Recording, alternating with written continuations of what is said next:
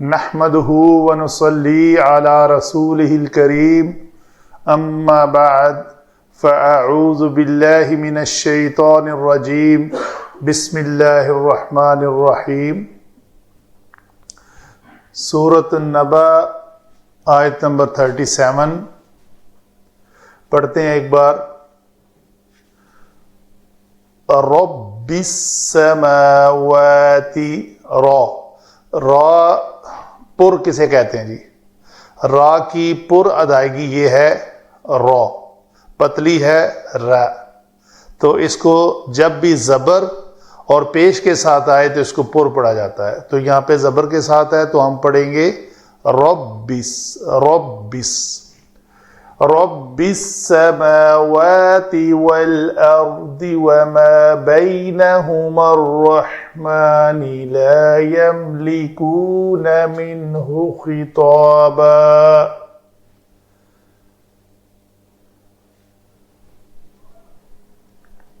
رب السماوات والأرض،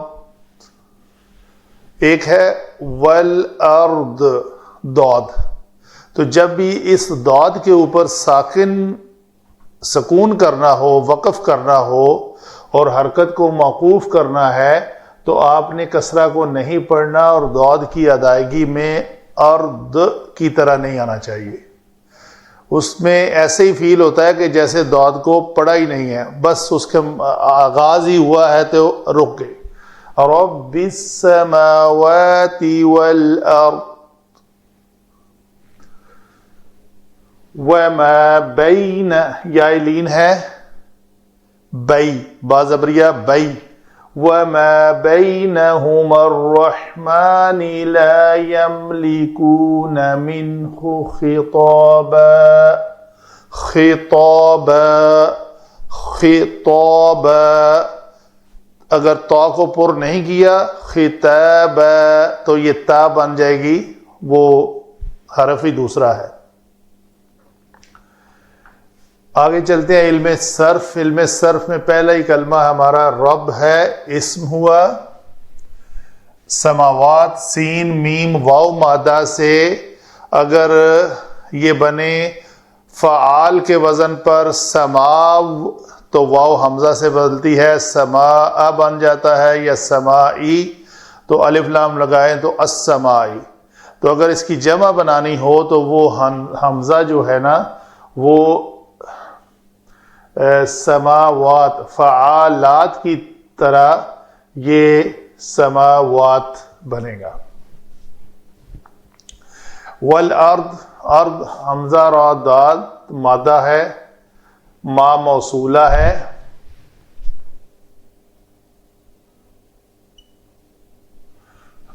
بینہما الرحمن، بین اس میں ظرف ہے،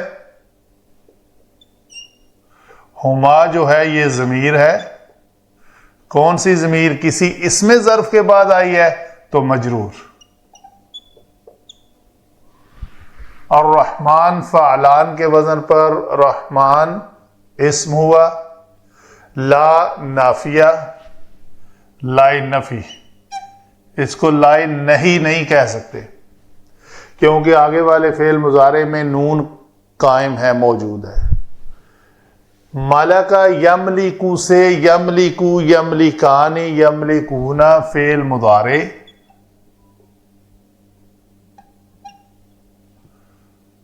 جمع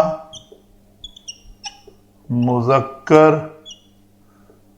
غائب، منہ مرکب جاری، خطابہ جو ہے فعالن کے وزن پر اسم ہے، خاطبہ مادہ سے، خطاب جیسے قول بات۔ یہ ہوئی جی علم صرف۔ آگے چلتے ہیں، علم نحو بڑا آسان ہے۔ یہ رب جو ہے، اس کو لکھا رہنے دیتا ہوں میں، رب جو ہے یہ ہے جی مضاف، مضاف ہو کر یہ اس میں معرفہ ہے۔ بتاؤں گا میں کیوں لکھا ہے اس میں معرفہ۔ اسم معرفہ کی اقسام آپ نے پڑھی ہوئی ہیں، اس میں سے ایک قسم ہے کہ کوئی اسم جب مضاف بن جائے تو وہ اسم معرفہ ہوتا ہے۔ السماوات کے بعد واو آ رہا ہے، پھر واو آ رہا ہے، تو گویا ہمیں نظر آ رہا ہے کہ یہ کوئی مرکب عطفی ہے۔ تو مرکب عطفی میں پہلا جز جو ہے وہ معطوف علیہ ہوتا ہے، پھر واو عطف ہے، اور یہ الارض جو ہے یہ معطوف اول کہہ لیں اس کو، پھر ما بینہما، یہ جو ہما ضمیر ہے یہ ان دونوں کی طرف لوٹ رہی ہے، یہ ہے ہما السماوات اور الارض۔ بین درمیان، زمین اور آسمان کے درمیان جو کچھ بھی ہے، ما موصولہ۔ کچھ علماء لکھتے ہیں کہ ما موصولہ ہے، یہ شبہ جملہ ہو کر، شبہ جملہ کہتے ہیں مرکب جاری حرف جارہ کے بعد کوئی اسم آ جائے، یا اس میں ظرف زمان یا مکان کے بعد کوئی اسم آ جائے، تو یہ اس کا صلہ ہوا۔ یا ما ثبت بینہما، ثبت کہتے ہیں کہ جب کوئی جار مجرور ہو تو اس سے پہلے ایک فعل لایا جاتا ہے جس کے متعلق کر دیا جاتا ہے اس کو۔ بہرحال ہم بینہما کو صلہ کہتے ہیں اس ما کا، یہ موصولہ ہے اور یہ صلہ ہے، تو صلہ جمع موصول مل کر کیا بنے جی؟ معطوف ثانی۔ آگے ہے جی الرحمن۔ الرحمن بھی ایک ایسا اسم ہے جو اسم معرفہ ہے۔ کیوں اسم معرفہ ہے؟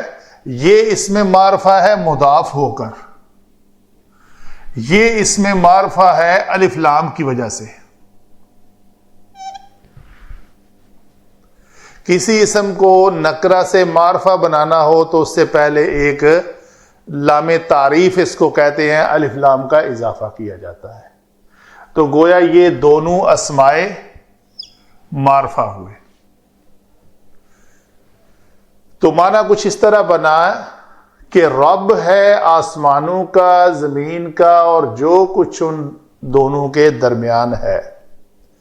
تو ایک تو ہوا رب الرحمانی، یعنی رب موصوف اور وہ صفت، موصوف اور یہ صفت، تو گویا یہ پورا ایک مرکب توصیفی بن جائے گا۔ اس موصوف سے مراد یہ سارا کچھ ہے، رب السماوات والارض وما بینہما تک، کیونکہ یہ مضاف ہے اور یہ جو مرکب عطفی ہے یہاں تک، اس کو ہم کہیں گے مضاف الیہ۔ تو مضاف اور مضاف الیہ مل کر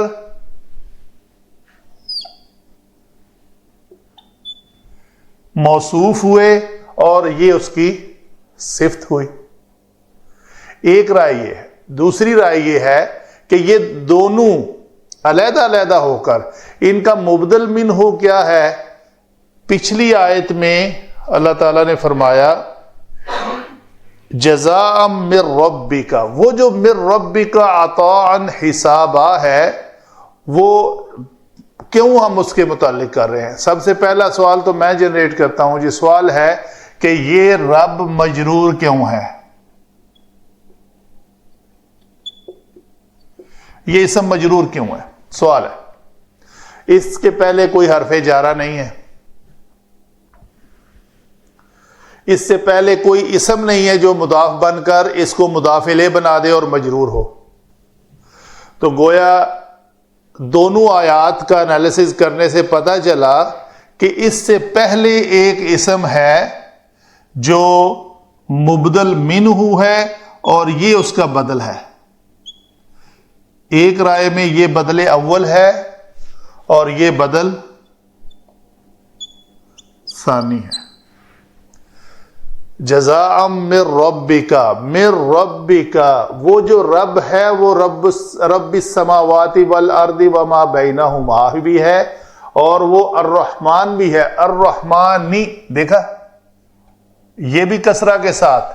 اس کا مجرور ہونا بھی پتا چلا چونکہ اس کا مبدل منہ من ربی ہے، مجرور ہے من کی وجہ سے، اور یہ بھی مجرور ہوگا اور یہ بھی بدل دونوں مجرور ہوں گے. یا اگر اس کو موصوف اور صفت مرکب توصیفی بنا کر ایک بدل بنا لیں پھر بھی یہ اسی من ربک عطاء حسابا میں جو رب ہے اس کا یہ بدل بنے گا. تو دونوں ہی صورتوں میں، جیسے اس میں میں نے پچھلے لیکچر میں بتایا تھا، جزاء اللہ بذالک جزاء من ربک عطاء حسابا، اس کے بارے میں علماء کی مختلف رائے ہیں. عطاء بھی مفعول مطلق ہے، حسابا بھی مفعول مطلق ہے، اس سے پہلے بھی ایک فعل ہے، حساب سے پہلے بھی ایک فعل ہے. اس بحث میں ہم نہیں جاتے، تو چھوٹی سی اسی بات پہ رکھتے ہیں کہ وہ اللہ تعالی بدلہ دے گا. یہ بدلہ ہوگا کون سا؟ ان کے رب کی طرف سے. کون سا رب؟ رب السماوات والارض وما بینہما ہے، اور وہ رحمان ہے. اسی کے رحم کی صدقے ہی، اس کے رحم سے ہی یہ سارا کائنات، سارے جہان وجود میں آئے اور وہی ان سب کو چلا رہا ہے. بہرحال تفاصیل جو ہے تفسیر میں سب کچھ لکھا ہوا ہے، آپ اس سے پڑھیں. تو گویا اس کا اس پہلے حصے کا تعلق اس من ربی سے ہے، وہ میں نے ثابت کر دیا آپ سے. آگے جی آپ ایک جملہ نفی ہے. اس نفی جملہ میں یہ واو جو ہے ضمیر مرفوع متصل،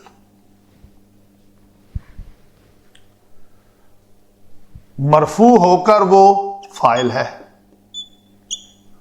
فعل کیا ہے؟ مالا کا، مالک ہونا. ہونا ہے یا نہیں ہونا؟ لا، نفی. من ہو، اس کو مرکب جاری ہے، متعلق کریں گے.